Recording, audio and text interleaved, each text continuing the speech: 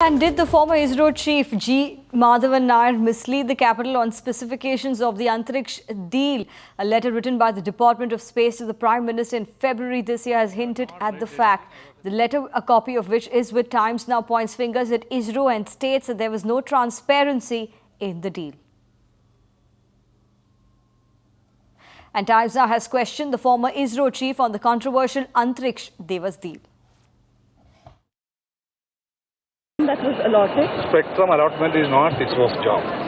ISRO is building satellites, operating satellites. But the commercial wing of ISRO would be responsible, right? There was no option held. Please understand. Yes, there is a lot of difference. Spectrum allocation is done for the space by the International Telecommunication Union. And we operate satellites in that band. Then satellite services are made available to others. And that commerce part of it is taken care by Enphase. So we don't deal with spectrum dealing at all. But was it during your tenure as the chairman of I don't know. ISRO? I mean, 2005 I was chairman, yes. So you are not aware of any allocation of spectrum? No, that's right. Again telling you, yes, the spectrum allocation is not our business. Right. We build satellites, we operate satellites. Now the signal is going through a satellite, right? Correct. But we do it on a commercial basis, that's all.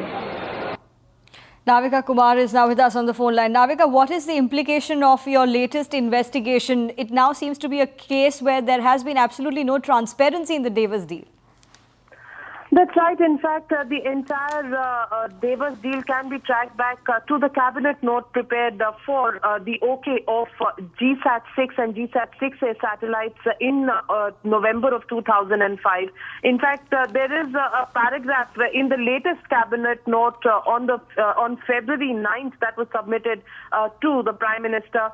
And it clearly says that even though approvals for GSAT-6 and GSAT-6A launch were taken in November of 2005, this cabinet note did not reflect the conclusion of the arrangement in January 2005 between ISRO and Devas. So clearly, some facts were withheld by ISRO even when the clearance for launching of the two satellites was done. And that withholding of facts clearly misled the government for almost 5 years, and the annulment decision also was not put through. And clearly the fingers now pointing at ex-ISRO chief Madhavan Nair, who was the person who actually mooted the cabinet note of November 2005, which withheld crucial information that the space from the GSAT-6 and GSAT-6A satellites had already been given out to Devas in January of the same year.